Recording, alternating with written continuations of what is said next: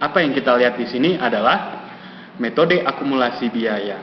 Jadi di dalam mengakumulasi biaya pada suatu produksi terdapat dua metode yang dapat kita gunakan, yaitu dengan menggunakan metode job order costing atau metode process costing. Jadi ingat, ada dua metode. Sekarang apa itu job order costing? Job order costing adalah membebankan biaya direct material, direct labor, direct FOH pada pekerjaan masing-masing. Jadi dibebankan sesuai berapa yang digunakan oleh ini, dibebankan ke sini ke job masing-masing. Setelah biaya tersebut dibebankan ke job, maka biaya tersebut akan dibebankan ke finished goods. Dan di dalam job order costing ini diperlukan catatan biaya yang dinamakan dengan job cost sheet. Jadi job cost sheet itu dibuat untuk setiap job yang ada dalam produksi tersebut. Ciri-ciri dari perusahaan yang menggunakan job order costing adalah perusahaan itu paling tidak harus di mana produknya itu harus dapat diidentifikasi. Maksud sini yaitu produk 1 harus berbeda dengan produk 2, dan produk 2 itu harus berbeda dengan produk 3. Bisa diidentifikasi perbedaannya, seperti sepatu dan produk 2 ini baju, produk 3 ini tali pinggang. Perbedaannya sangat jelas. Dan ciri-ciri umum biasanya adalah produksinya itu terjadi dalam jumlah yang kecil. Produksinya hanya terjadi dalam jumlah yang kecil. Kenapa dalam jumlah yang kecil? Karena kalau menggunakan job order costing, kita hanya memproduksi berdasarkan pesanan yang diberikan oleh customer kita. Jadi apabila customer kita memesan barang, maka kita melakukan pekerjaan job order costing sesuai dengan spesifikasi yang ditentukan oleh customer kita. Di sini kita akan melihat bagaimana proses dari direct material, direct labor, dan factory overhead yang akan diakumulasikan ke work in process job 1. Berarti job 1, pekerjaan 1 yang sedang dalam pekerjaan. Jadi pada job 1 ini, di sini dia, kita ambil contoh yang untuk ini saja. Contoh untuk yang ini saja dulu. Jadi pada job 1 menggunakan, kita bilang saja ini untuk memproduksi sepatu Nike. Pada job 1 menggunakan material yang bisa saja berupa karet atau tali atau kulit seharga 20.000, dan menggunakan DLH dan menggunakan tenaga kerja sebiayanya Rp10.000, dan totalnya ini adalah Rp40.000, di mana total biaya yang terjadi pada job 1 akan ditransfer ke barang jadi. Jadi biaya yang terjadi pada barang jadi tersebut adalah $40.000 atau rupiah. Kita melihat di sini, ini adalah totalnya. Untuk mengetahui biaya per unitnya, maka kita bisa saja membuatnya dengan di mana job cost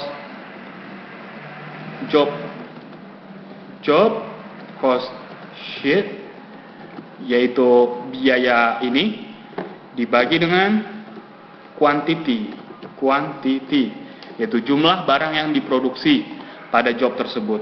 Jadi inilah untuk memperoleh unit cost. Unit cost. Jadi pada unit cost ini kita dapat melihat berapa beban yang terjadi untuk satu unit produksi saja. Metode yang kedua dinamakan dengan proses costing. Ciri-ciri dari proses costing ini yaitu produknya itu sejenis. Jadi perusahaan itu memproduksi dalam jumlah yang banyak itu merupakan barang yang sejenis. Sebagai contoh, ini mungkin seperti perusahaan air minum. Dia memproduksi air minum aqua yang sejenis dengan sangat banyak. Dia memproduksi tanpa menunggu pesanan dari customernya.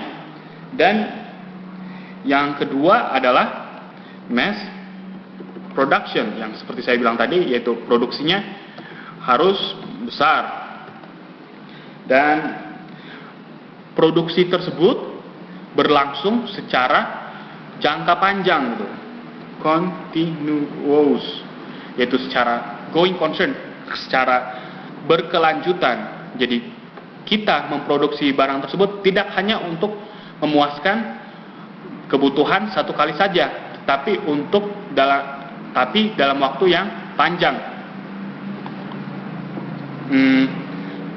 Di dalam proses costing ini kita akan melihat bagaimana biaya dari departemen pemilihan ditransfer ke departemen pengkapsulan. Jadi biaya dari pemilihan itu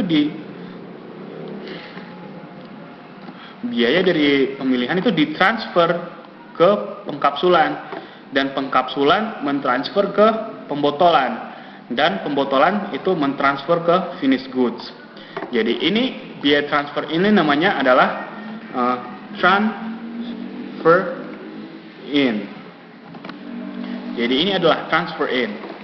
Pemilihan mentransfer in pengkapsulan, dan biaya pengkapsulan ditransfer in pembotolan, dan akan dimasukkan ke finished goods. Kita lihat ini di sini bagaimana contoh prosesnya. Ini WIP di pemilihan. Saya akan bikin akunnya sama seperti yang di job order costing. Jadi sambil menunggu bisa dicoba ngerti dulu apa yang sudah dijelaskan.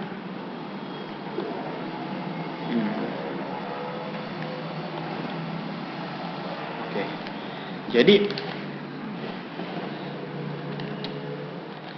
biaya pada proses pertama, yaitu proses pemilihan.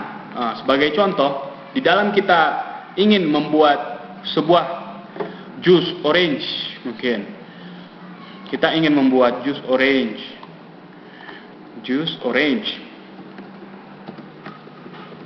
kita akan membutuhkan proses pemilihan, di mana kita akan memilih buah-buah orange yang bermutu untuk membuat orange.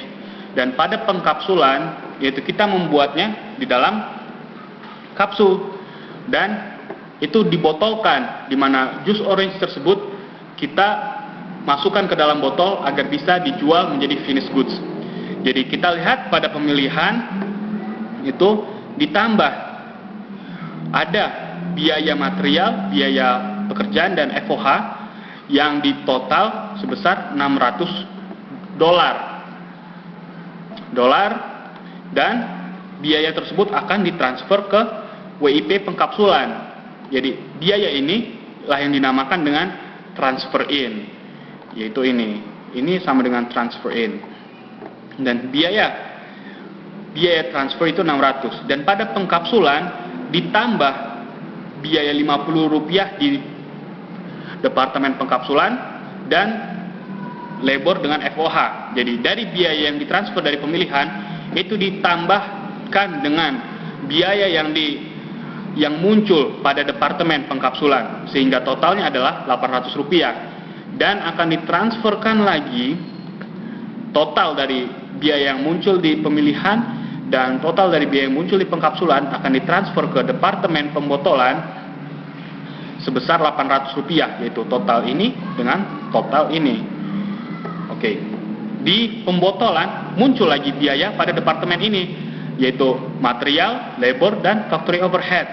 Dan biaya yang muncul pada pembotolan ini ditambahkan juga ke biaya yang sudah ditransfer dari kedua departemen sebelumnya, sehingga jumlahnya adalah 950. Dan biaya 950 yang ada pada departemen terakhir ini yang akan ditransfer ke barang jadi. Nah, sekarang Mungkin Anda bertanya, mana yang lebih bagus digunakan pada mengakumulasi biaya? Sebenarnya yang paling bagus adalah berdasarkan kebutuhan. Ya, ini ada ciri-cirinya, yaitu jumlahnya kecil. Mereka berdasarkan pesanan dari orang, dari customer. Sedangkan di proses costing, yaitu kita membuat produksi biaya itu tidak berdasarkan pesanan. Kita memproduksi secara massal sekaligus dan akan dijual. Jadi secara umum proses costing itu lebih disukai daripada job order costing. Mengapa proses costing lebih disukai? Mengapa? Ya, karena proses costing itu lebih sedikit pencatatannya.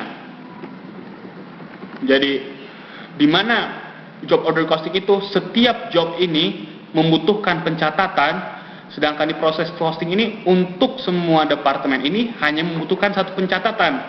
Sehingga dengan kata lain, lebih hemat biaya. Biaya pencatatan tersebut berkurang. Dan job order costing itu biayanya itu dibebankan ke masing-masing job. Job order costing itu biayanya dibebankan ke masing-masing job. Sedangkan ke masing-masing job. Sedangkan pada